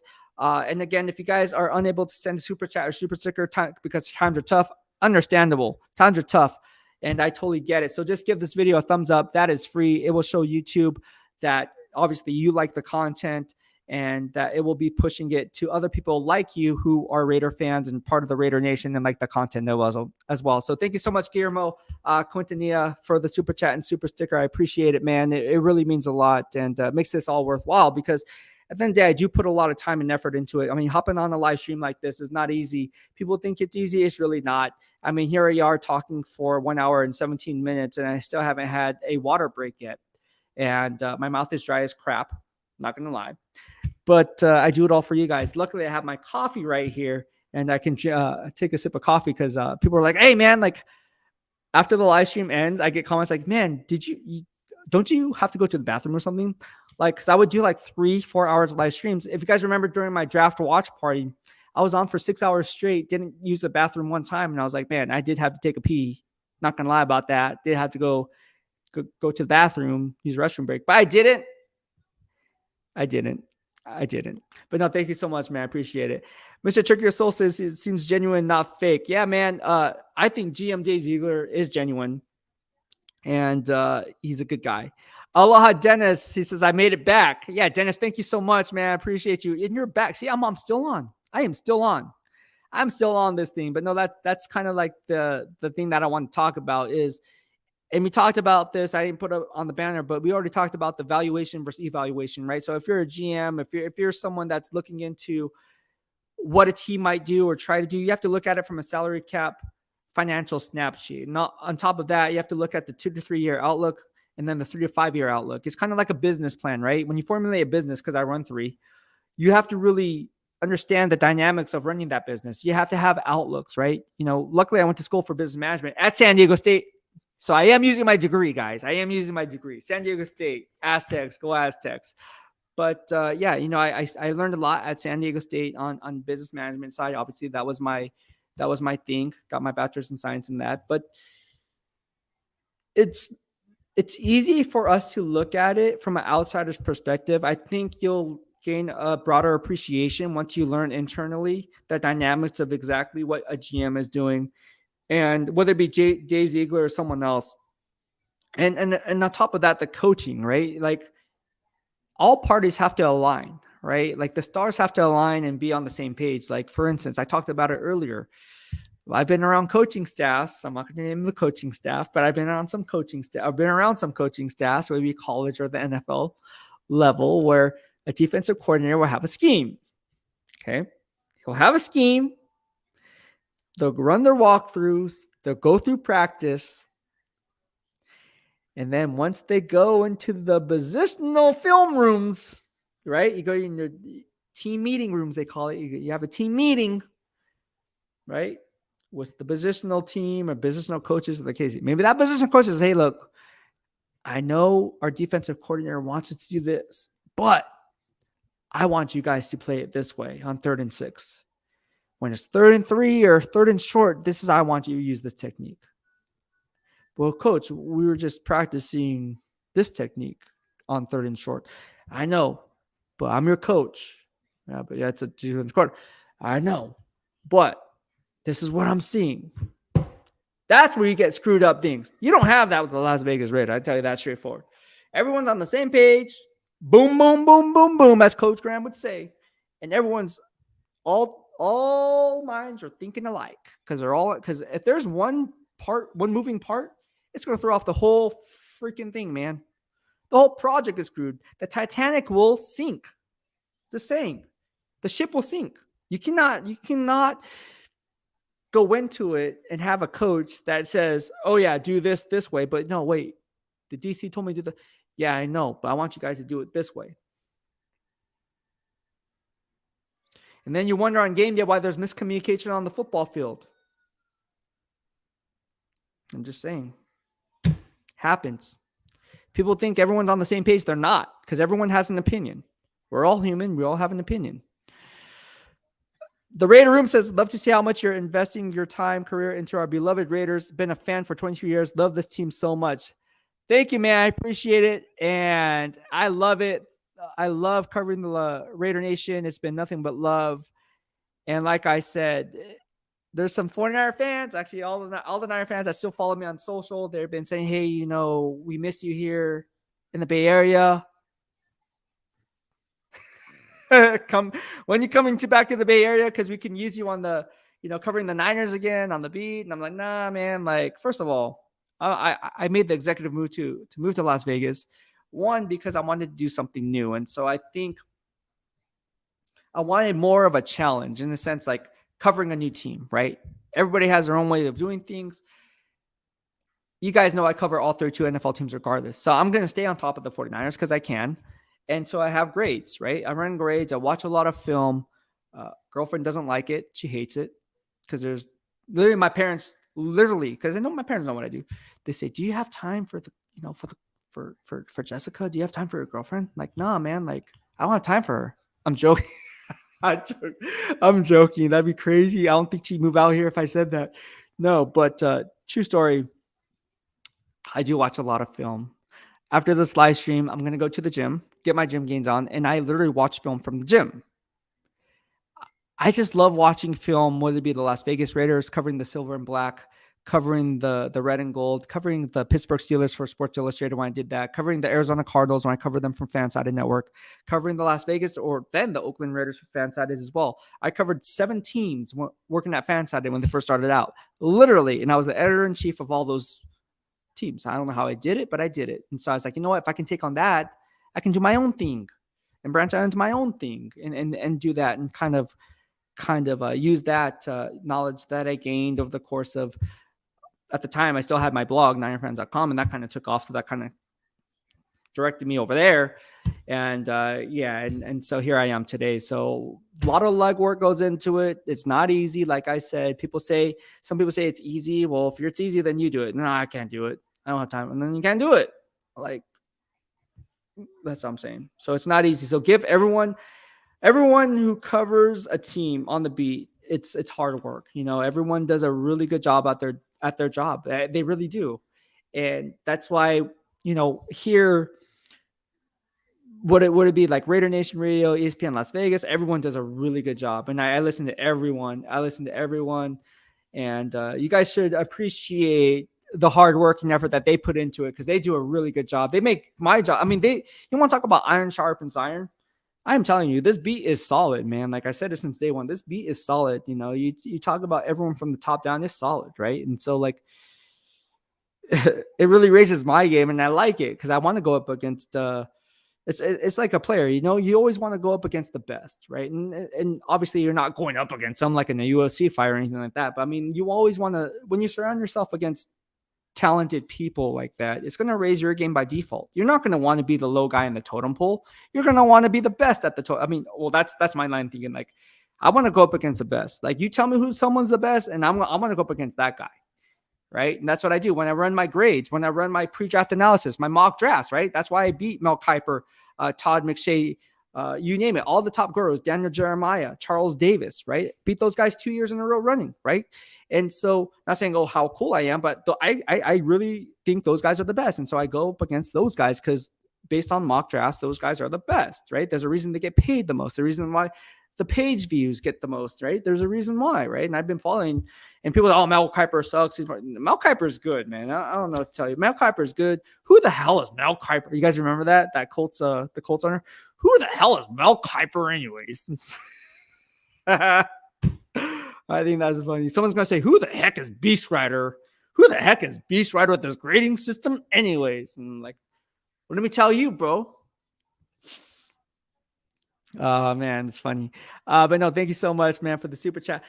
Guillermo says, no problem. Keep it up, man. Get to that road game. Yeah, man, I want to get to that road game, and that will help a lot with the super chat and super sticker. Thank you so much, man. Words can't express the love that I've been getting from all you guys. And again, we cover all 32 NFL teams. Like, we had Vikings in here. We have Chiefs in here. Look at my man Jeff comes in here, and he says, Chiefs. Yeah, the Chiefs basically opened a new one with the San Francisco 49ers. I'm so surprised. I was actually at the game. I wasn't at the game in the Bay Area. I was at Allegiant Stadium covering the game, and I was talking to some of my friends on the beat, and we were talking about that. But they're like, "Hey, man, what'd you think of the Niner game?" Because they know I used to cover the Niners. I'm like, I'll be honest with you, I think they're gonna get handled like that. Like, in all honesty, I thought the Niners would win. Like, I straight up, I thought the Niners would win. And that's not throwing shade at the KC fans or the KC fan base. I just thought the Niners would win because they're tough to play at home. But again, the Chiefs were upset. They lost to the Buffalo Bills. And they're like, man, we need to get back on track. How do we do that? Oh, they got Christian McCaffrey. They're going to have a small package for Christian McCaffrey. So be it. Okay, cool. We're still going to beat the San Francisco 49ers. And that's what they did.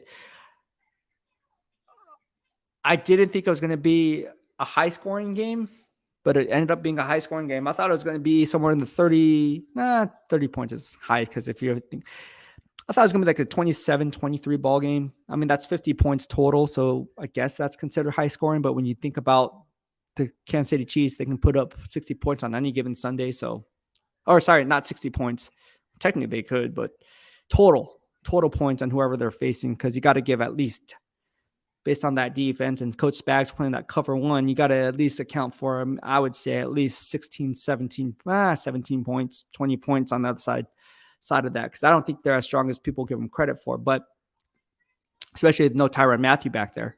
But at the end of the day, Juan Thornhill may have something to say about that, but at the end of the day, it's I don't know. I just think I thought the Niners were going to win, and they didn't. Jeff says Niners are a good team. I don't know, man. I don't know about this year, man. I think the Niners are a bad team right now. Like, I think they're bad, and I think they're I wouldn't say overrated, because here's the thing. I do think their defense is a little overrated, not because how do I word this? Because there's some Niner fans. There's actually some players that follow me. How do I word this in a good way without getting a text message at the gym saying, "Oh, I can't believe you said that." Look, there were some people out there. I'm not going to name people. There are some people out there who argued that the 49ers defense was better than the one they had back in 2013 when they had Patrick Willis, 2011, Patrick Willis, Navarro Bowman, Ahmad Brooks, right? Dare I go more? Justin Smith, the Cowboy, Carlos Rogers, right? Who they got from Washington, Dante Whitner, Deshaun Goldson. I can name the whole starting 11. Really, I can. Let's do it. Justin Smith, Ray McDonald, Isaac Sopoaga, right? Get that defensive line out of the way. 4 linebackers because they ran a 4-3. So inside linebackers, obviously, the Jack and the Mike would be Navarro Bowman, Patrick Willis. Outside linebackers, Ahmad Brooks. And then obviously Alden Smith. Secondary, you got Carlos Rogers, Terrell Brown. Chris Culver played the slot. And then you also had Deshaun Goldson and Dante Whitner on the back end. You think this defense, there's people saying that this defense that they have today was better than that. I was like, no. First of all, let's start out, if you're going to talk about building and comparing defenses, let's start from the inside out. And people were talking about the numbers. Like, nah, man, like, trust me, those are inflated. Like, stop. I don't know if it was for views or what, but come on, let's not get twisted. Let's look at the defensive line that they had, really, like, and we can talk about the good depth that they had behind them, right? That's the starters. The defensive front 7 had like 5 all-pros on that defensive line or defensive front 7 I just mentioned. How many does the Niners have 5 all-pros on the current defensive line, like defensive front 7? I mean, yeah, they have Kurt Warner, best off-ball linebacker in the game, right? Arguably, okay. I would actually give him the nod because Shaq Leonard's been hurt, but let's say Fred Warner, okay, that's 1. All right, what about Nick Bosa? 2. How many other all-pros are there? Just on the defensive front 7. We're not even talking about the secondary because let's be honest, outside of Talanoa Hufanga, who in the secondary is an all-pro? Well, they had 1 Pro Bowler in Carlos Rogers back in 2011, if I'm not mistaken. And then they also had 2 all-pros on the back end with Dante Whitner and Deshaun Goldson. So outside of Talanoa Hufanga, that's a one-off. Okay, who's the other 2? I don't know. Just saying. We got GA Patriots says, salute, Jeff. What's good? We got Patriots fans anywhere. Like GA Patriots says, look, everyone says the Niners defense is good and ours sucks, but compare the game. Yeah, exactly. That's not exactly what I'm saying, man. I'm with you on that. He said, I'd say the Raiders gave KC a much better game than the Niners. Yes, they did. Good call. I like that. Just another DA says, not even close. That Niner defense was unbelievable. Yeah, it was. And that's the funny thing is, like, people were saying like that today's defense that the Niners have, and I'm not saying that they're not capable. Actually, don't. I shouldn't say they're not capable because anything can happen. But I will say that defense was one of the best defenses ever. I mean, you just watch the way they flow to the football. You watch the discipline that they have, especially on all 3 levels, and the team chemistry. A lot of times team chemistry goes unnoticed, but if you can kind of pick and choose your spots and understand how team chemistry works, especially along the defensive front 7, because again, you can kind of cheat one way or the other based on knowing how well your teammates are doing a certain thing, right? Or playing a certain technique. So again, when you can kind of see these types of things happen, you can kind of formulate your analysis, say, on top of running the grades, BEASTwriter, this is what I see in terms of the team chemistry. It just works hand in hand. And so that's why it wasn't even a question for me that the 2011, 2012 defenses were way better than the one that the Niners have today. And although people are saying, oh, they're number 1, I was like, oh no, man. And let's take it a step further. All right, let's take it a step further. I don't even think they're better than the Super Bowl winning defense that they had back in 1994. Remember, they brought in Deion Sanders from the Atlanta Falcons. They still had Eric Davis on the come up, and he had a hell of a game, especially in that NFC Championship game where, if I'm not mistaken, he had that pick 6, right, and kind of sealed the victory early on before the Cowboys kind of played catch up there.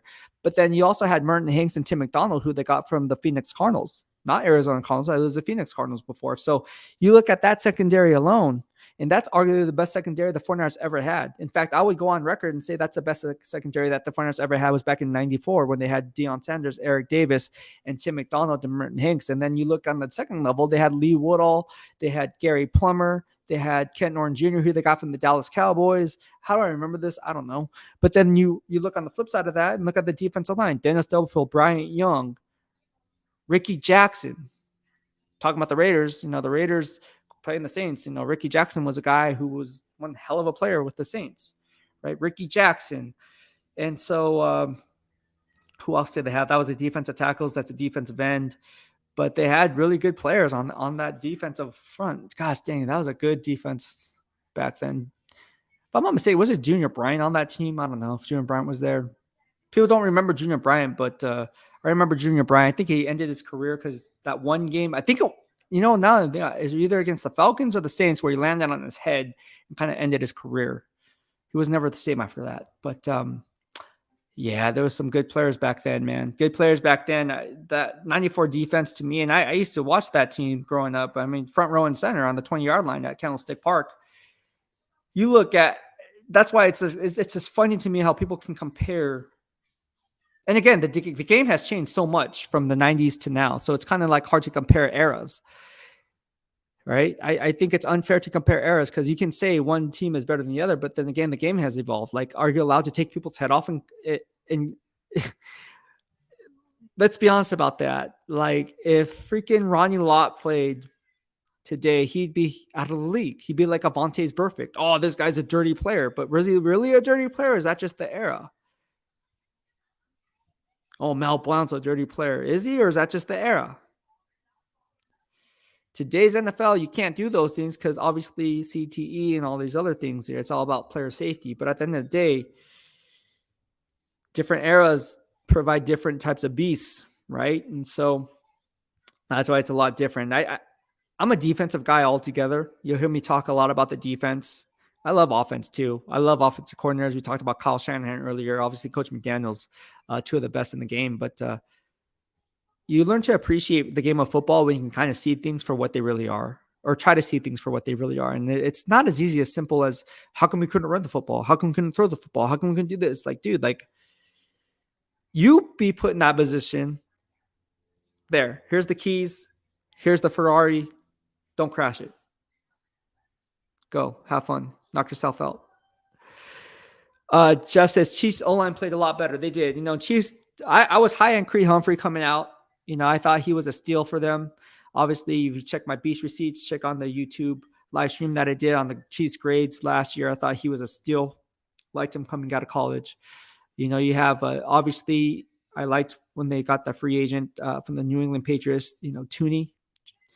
I thought Tooney was a nice pickup for them. I thought OBJ, not Odell Beckham Jr., but Orlando Brown Jr., who basically kind of priced himself out of the Baltimore Ravens because once Ronnie Stanley went down to that injury with his ankle, I think he had an ankle fracture or something. He's like, nah, man, I'm a left tackle. It's like, nah, man, you just moved from the right side to the left side.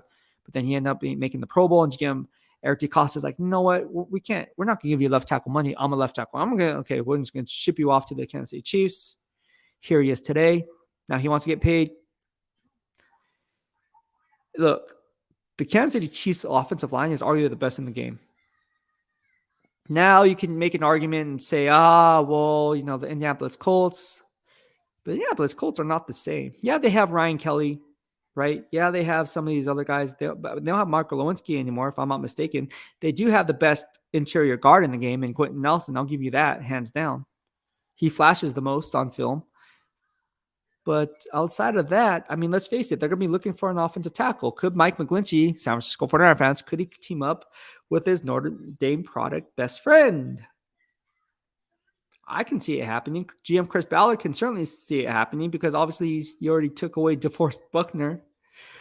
Oh my gosh, that was a freaking deal. And I told you, oh, you're a hater because in real time, I said, that's watch. Losing DeForest Buckner, the heart and soul of the team, that's stupid. Like, what are you doing, John Lynch? Javon Kinla's a beast. And look, Javon Kinla could certainly be a beast when healthy.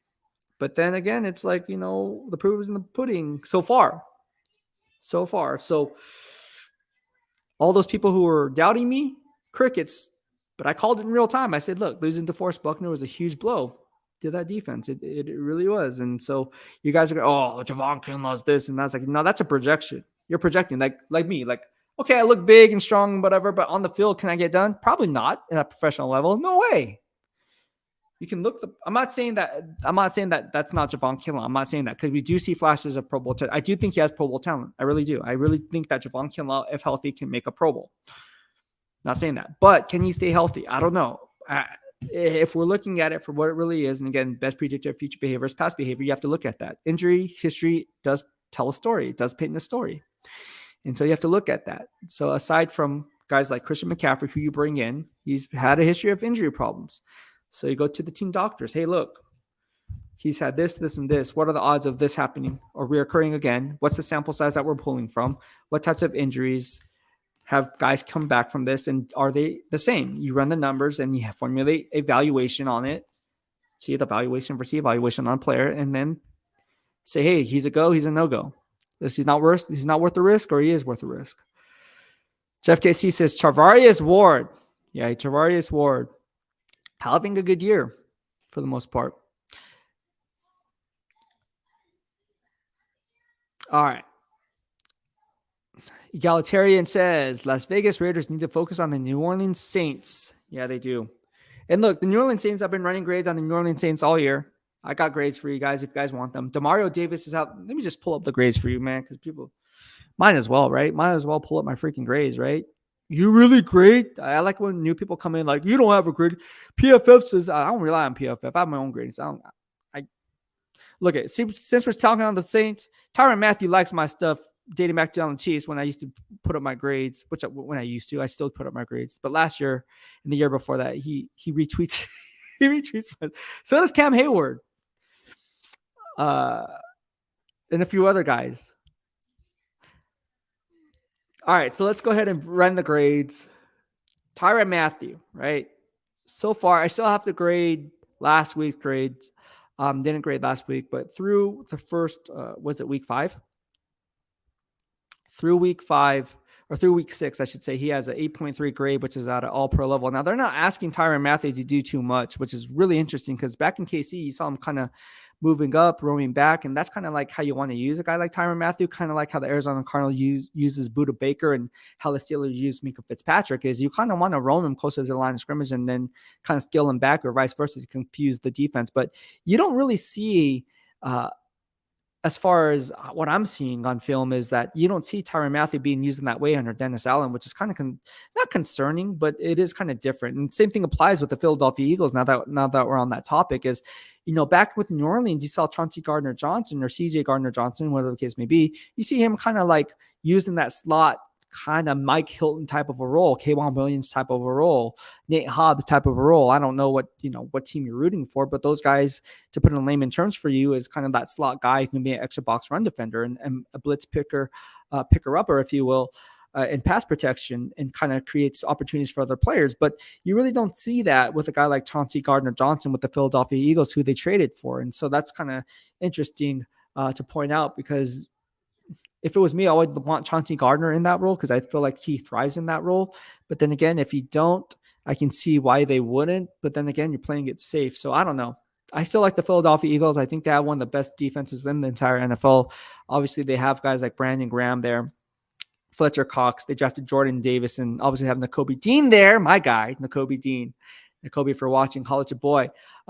Georgia Bulldog, even though I'm a Roll Tide Roll fan. But no, it's they have a lot of talent. Obviously, have Darius Slay there. They have who else is on that freaking? I mean, they're just loaded with talent, man. Don't they have Kazir White? I think they have Kazir White. I think so. Correct me if I'm wrong, but I think they have Kazir White, linebacker. They have a lot of talent there. But talking about the New Orleans Saints, I am great New Orleans Saints. Who they have? One of the most underrated players day in and day out is Cameron Jordan. Got my first team vote for first team PFWA All-Pro last year. And obviously, I thought he had a better year slightly better than Nick Bosa in my grading system. I thought Cam Jordan was a little bit better. I'm not saying he's better than Nick Bosa every year, but last year, graded out a little bit better. Demario Davis, one of the most underrated players. I like Pete Werner. Pete Werner is a guy who's going to be flashing against the Las Vegas Raiders. He's a kind of like a tackling magnet in the sense of he can kind of cover. He's coming out of Ohio State University, but this guy can really move sideline to sideline. Very smart, gets it. But he really makes some sound plays, not afraid of contact, actually initiates and welcomes contacts.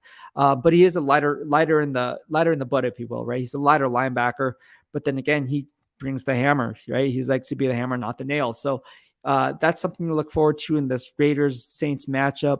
When I evaluate the game film, obviously they have guys like Marshawn Lattimore, household names, right? And so Tyrann Mathieu, household name. Marcus May, who they got from the New York Jets, right? Household name. Well, borderline household name if you guys follow fantasy football or just follow teams around the league. But they have some guys there and they can make plays on the ball, but they're a little bit inconsistent. And you can kind of find soft spots in zone coverage because, again, when running the film, Devontae Adams is going to have a field day. Hunter Renfrow. This is a game for Hunter Renfrow to really have a field day. And so I think for all you fantasy football owners right there, that's one guy that you kind of want to have in your lineup is a guy like Hunter Renfrow. Because I think based on the film study that I've seen, I think Hunter Renfrow is going to benefit greatly because, again, the Saints have a good defense. They have household names on that defense, but there are kind of weaknesses in their game. And I think Coach McDaniels is going to exploit that weakness with a guy like Hunter Renfrow, who often plays times in the slot and kind of create mismatches on the second level there. So look for Hunter Renfrow to get more targets than usual. Maybe last week he got only 3 targets. Hasn't been targeted much as he recovers from a concussion, but I think this game he can possibly rack up 7, 8, even 9 targets this upcoming game. Because again, if you look at that matchup, again, they don't have Chauncey Gardner-Johnson. He played the slot last year, and coming out of Florida, that's what his main goal was, right? Playing the slot. So do you really count on the guy, well, anyone who plays the slot to cover Hunter Renfrow 1-1? I'm not so confident. I think Hunter Renfrow, a top 5 slot guy. They re-signed him for a reason. I think he's going to have a big game this week. All right, so GA says Renfrow is due to break out. Moreau also. Yeah, I like Foster Moreau. I like Foster Moreau a lot. Some of you Raider fans are not high on him, but I am. Egalitarian says, I hope Josh McDaniels can game plan Hunter Renfrow for that soft zone defensive scheme. Yeah, see, exactly. You're seeing what I'm seeing, man. Great minds think alike. Just joking. Derek Carr says Derek Carr will have his hands full versus Marshawn Lattimore and Marcus May. Look, Marshawn Lattimore to me is a little bit overrated. I'm just gonna go out and say I think Marshawn Lattimore is a little bit more overrated. Look, he gets a little bit handsy.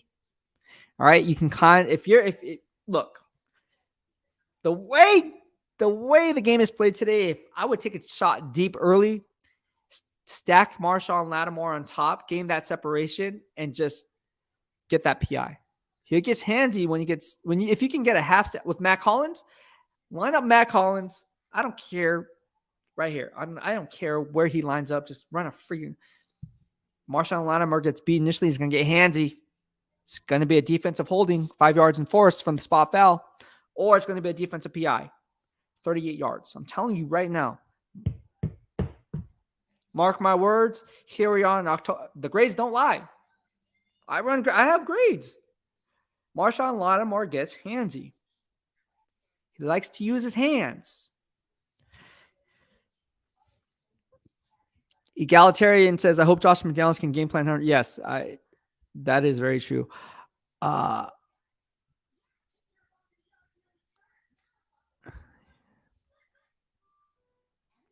This is something Honey Badger retweets crazy.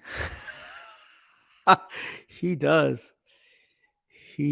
Honey Badger. I love the Honey Badger. Who doesn't like the Honey Badger, though? Honey Badger is awesome. I like Honey Badger.